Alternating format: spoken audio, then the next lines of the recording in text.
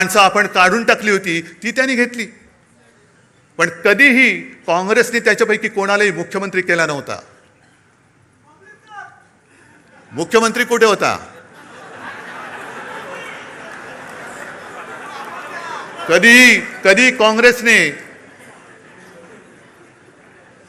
आपल्याला छळलं असं छळलेलं नव्हतं.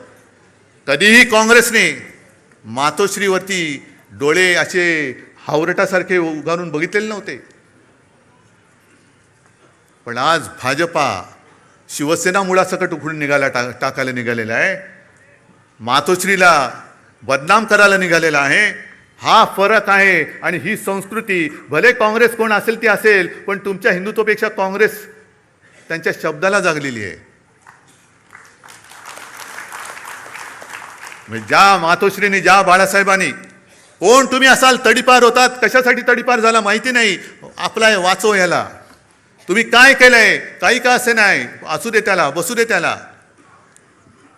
हे सगळं बाळासाहेबांनी सोसलं, भोगलं, त्याची फळं तुम्ही आम्हाला दाखवताय. राजकारण हे एवढं गडूळ कधीच झालेलं नव्हतं.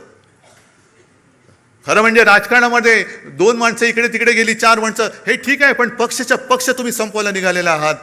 ज्या पक्षाने तुमचं बोट धरलं नसतं, तर तुम्हाला कोणी ओळखलं नसतं, तुम्ही तिथेच त्याच वेळेला गाडले गेला असतात, त्यांना तुम्ही आज संपवायला निघालात.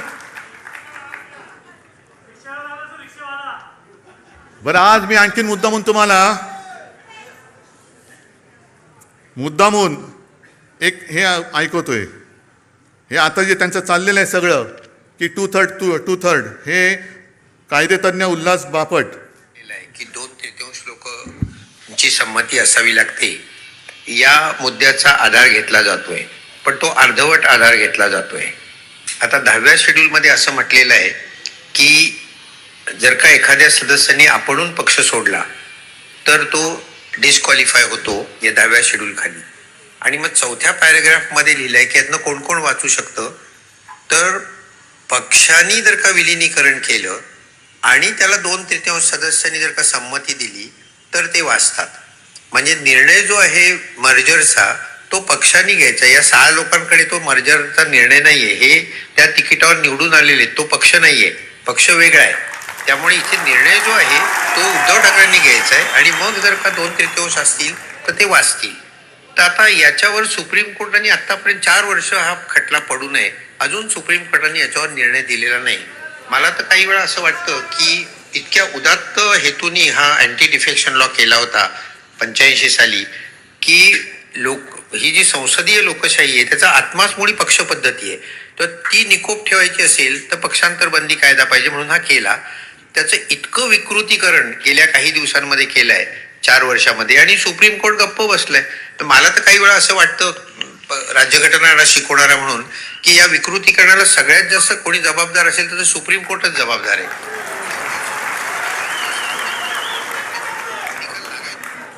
बोला. आता उद्या आमच्या आणि बापट साहेबांच्या डोक्यावरती हातोडा पडेल सुमोटो. कारण झालंय काय की एका बाजूने सुप्रीम कोर्ट आणि आमचे कायदा मंत्री बॅडमिंटन खेळतायत आणि मध्ये आमचं शटलकॉक झालंय, संविधानाचं पण शटलकॉक झालंय. हा त्याच्याकडे, तो त्याच्याकडे, तो त्याच्याकडे. अरे देशाची बरबादी होते आणि तुम्ही तिकडे मजा मारत बसलात.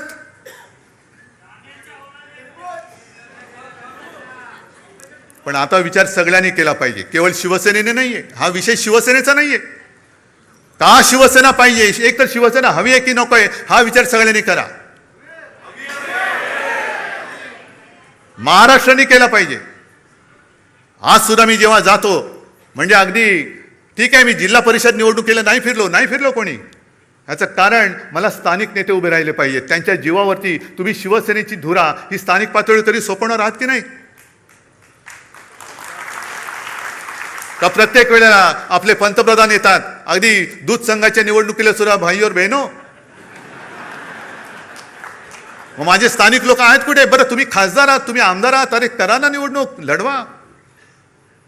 पण ज्या वेळेला आपत्ती आली होती मराठवाड्यावरती, या गेल्याच वर्षी जमीन वाहून गेली होती, शेतकऱ्याची जमीन, महापुरामध्ये घरं वाहून गेली, भांडीकुंडी वाहून गेली, वह्या पुस्तकं वाहून गेली. तेव्हा मुख्यमंत्री उपमुख्यमंत्री कोणी आले नव्हते. मी आणि माझ्याबरोबर हे सगळे अंबादास, चंद्रकांत खैरेसाहेब, कैलास वगैरे त्यावेळेतले सगळे आमदार, खासदार आणि आपले शिवसैनिक त्यांच्या मदतीला धावून गेलो होतो. मी मुख्यमंत्री होतो हे सांगावं का लागतंय? कारण लोक विसरतात. कोणी न मागता कर्जमुक्ती ती सुद्धा कोणत्याही प्रश्नाशिवाय मी केली होती.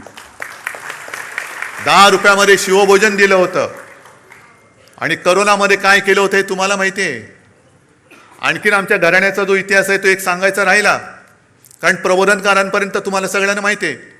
प्रबोधनकारांचे वडील सीताराम ठाकरे कोणालाच माहिती नाही आहेत. माहिती असतील कसे?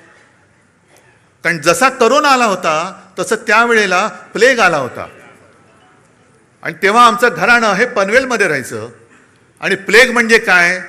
लागला की गेला. म्हणजे कोणाला गाठ आली का गेलाच.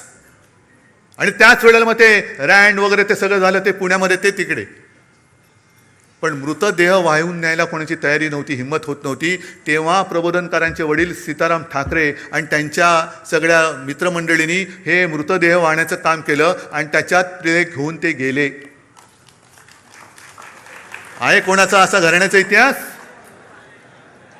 आमच्या अंगावर येते येता. आणि म्हणून मी आज शेवटी तुम्हाला विचारतोय. मी आजपर्यंत तुम्ही मला जपलत कारण शिवसेना प्रमुखांचा आदेश. जसं शिवसेना प्रमुखांनी सांगितले की जसं तुम्ही मला जपलं मी तुम्हाला जपलं, तसं उद्धवला सांभाळा, आदित्यला सांभाळा, तसं मी आज तुम्हाला सांगतोय. मी कसा आहे तुम्हाला माहिती आहे. माझ्या माणसाने माझ्यावरती बोट दाखवलं तर एक क्षण सुद्धा मी राहणार नाही तिकडे. आणि म्हणून मी मुख्यमंत्री पद सोडलं आणि वर्षा सोडून मातोश्रीला गेलो. त्याच्यामुळे नाटक म्हणून मला कधी जमलेलं नाही आणि करण्याची गरज नाही आहे. मला जर का काही पाहिजे असतं तर आज सुद्धा मी विनासायास विधान परिषदेमध्ये टिकोजीरावासारखं जाऊन बसलो असतो, पण मी नाही गेलो. म्हणून मी आज तुम्हाला सांगतोय, विचार करून उत्तर द्या. 60 वर्ष पूर्ण झालेली आहेत. गेली जवळपास 12-13 वर्ष मी तुमची नेतृत्वाची जबाबदारी सांभाळतोय. पण जे आरोप माझ्यावरती होत आहेत ते जर तुम्हाला खरं वाटत असतील तर तुम्ही मला सांगायचं, मी आत्ता या पदावरनं पाय उतारवायला तयार आहे. फक्त माझी एक अट आहे की ही सोन्यासारखी शिवसेना चोराच्या दरोडेखोराच्या हातात जाऊ द्यायची नाही. तुमच्यापैकी एक शिवसैनिक येऊ द्या, तो शिवसेना पक्षप्रमुख बनेल. मला त्याचं सुद्धा कौतुक वाटेल. मला नेतृत्वाची सोच नाही, मला नेतृत्वाची हाव नाहीये. मी आत्ता हे पद सोडायला तयार आहे.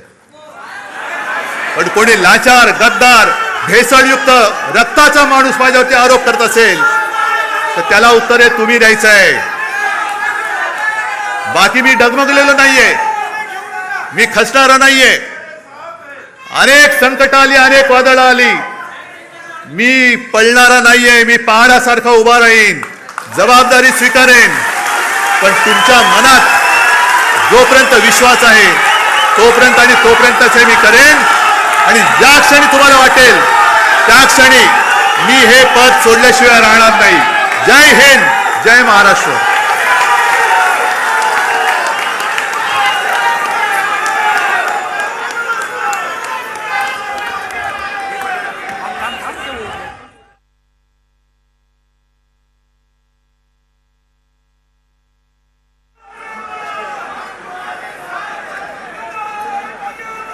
मी विनंती करतो, राष्ट्रगीतासाठी सर्वांनी उभं राहावं.